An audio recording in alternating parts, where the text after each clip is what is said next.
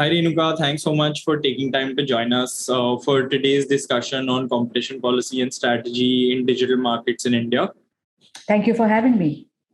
So, as we discussed, the objective of this series of interviews is to just get a diversity of opinions on where India should be headed in terms of its strategy in digital markets from a competition perspective.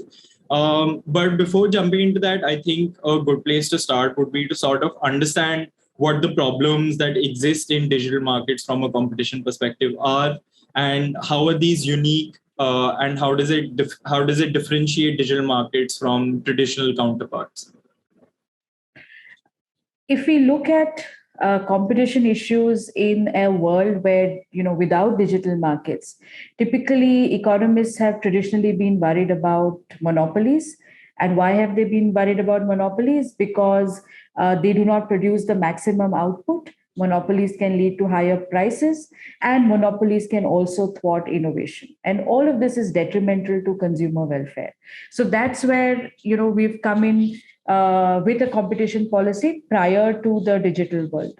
All of these issues remain relevant in the digital world, but we have two additional issues. The first is that many of these digital entities have now become gateways, and that can restrict what have now become essential services really for a lot of us. And then that's a problem because through their market power, they can restrict some of these services. And the second bigger problem, in my view, is that the digital world and a lot of these digital platforms, if you will, use these algorithmic techniques to manipulate consumer behavior, and not just in the economic sphere, but also in the political sphere. And there are concerns that, perhaps it is this ability to manipulate people that has led to market power in the first place, or allows these entities to keep market power. And of course, we've seen a lot of the detrimental effects on not just economics, but politics also. And so how do you deal with this, I think, is the central question that will face not just competition policy. I think competition is part of it, but will face digital policy overall is already facing and will continue to face in the coming years. Right. Those are very interesting points. And I think what you said right at the end, where this is a question larger than competition policy and is generally about digital policy. But on the flip side, it seems that in the EU in particular, and now increasingly in the US as well, that competition or antitrust is the chosen weapon of choice, so to say, to deal with the issues that you address. And we're seeing more intervention on an antitrust basis. What do you feel this is the right path? Firstly, for those countries itself, and secondly, is it something that India should look to replicate? Is the interventionist antitrust heavy path one that fits with our stage of economic growth, the demographics of the nation, and things such as that? My sense is that this is an evolving field, and the EU and the US, to the best of my knowledge, have taken very different approaches to dealing with this problem. The US is more focused on efficiency related arguments, whereas the EU seems to be considering a lot of ex ante regulation of the nature we just spoke about. And those regulations will directly deal with non-price related concerns.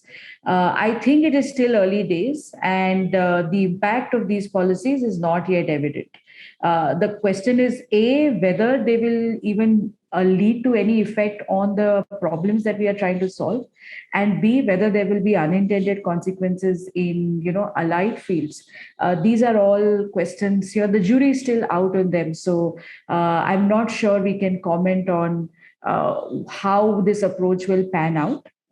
I think that India can free ride on some of these decisions that the EU is taking, because many of these companies are anyway not incorporated in India. But I think that we should be careful and we should evaluate if the kind of approaches that they have taken make sense for us. So I would suggest a far more cautious approach in the use of state power in addressing some of these questions. And I believe that many of these questions are bigger than competition. I would certainly place them in adopting, let's say, a privacy regulation or any other area of regulation that is directly impacting these issues, and not always rely on the antitrust route. The reason I say this is because even if you break the monopoly, I am not sure whether the algorithmic ability of any digital platform will immediately go down. So the causes of why we are here and the consequences of the actions that we take in the form of antitrust regulation need to be better studied. Right. So while we sort of and wait to see how either approach adopted by the US or EU plays out, and which one, or if there's a third approach that is best suited for India, what do you think can be done at the present from a knowledge and capacity building perspective, so that generally our interventions in digital markets are better thought out, more targeted, and lead to better outcomes, not just for consumers but for businesses as well? I would suggest that there are two things, right? The first is we just need better measurement of what is going on. We kind of keep making these statements about market power or impact on democratic outcomes or misinformation. And of course, some of it is what we may see and feel and hear through anecdotes. But I feel that systematic evidence on each of these is missing. And until we have systematic evidence, we should be cautious of our own biases creeping in into our judgment of the world. And of course, systematic evidence means that multiple people are studying it from multiple angles, and it's just not one study that becomes the main study that determines everything. So I think one of the things that we do need to do is to study this issue a little bit more, build data sets into what companies are actually doing, build data sets on downstream, whether what Amazon does affects smaller sellers downstream, or does it make it better? Does it make it worse? I don't think that we have good answers to these questions. The second thing I would say is one of our central problems in India when we draft regulations is that we have a knee-jerk reaction to problems. So something goes wrong and then we come all in, and there is, some very stringent measures, sometimes leading to the banning of certain services. And I think that is a big problem because it also creates a lot of regulatory uncertainty for the next business to come and invest in India. It certainly creates a lot of problems for consumers as well, and for smaller sellers who have probably been invested in the ecosystem. So one place that I think we should really make a big effort is improving the process of regulation making, which is how can we do better consultation? How can we get the regulator to do better cost benefit analysis before it imposes or takes certain policy actions? How can we get the regulator to provide a rationale for why it is doing what it is doing? What are the alternative policy tools it had, and hence it has chosen one?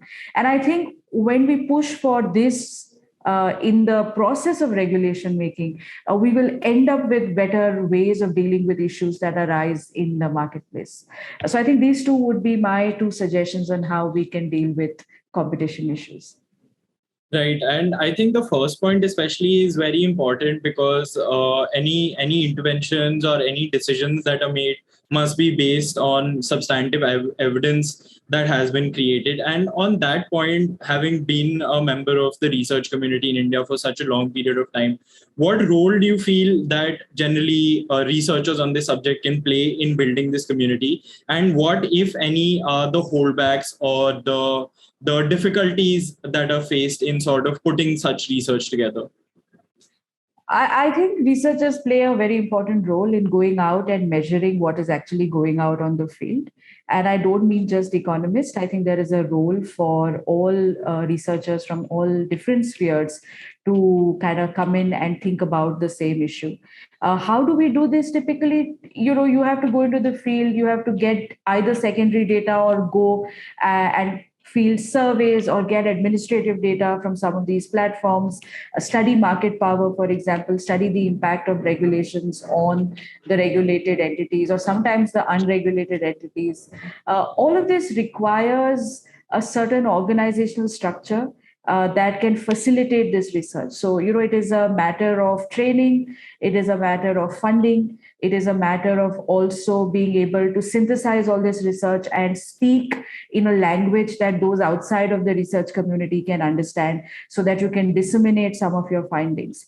I think we are on early stages on all of the above. And we have a long way to go before the community can actually come together. But of course, that doesn't mean that we don't have to start. And I hope that we can bring together all of these inputs to create a vibrant research network that sort of asks these questions and is able to throw some light on them. Absolutely. And I think that'll be very important moving forward. And I hope to keep engaging with you on these issues moving forward as well. And I would just like to thank you again for taking time and for giving us your thoughts on this. This has been a very informative discussion.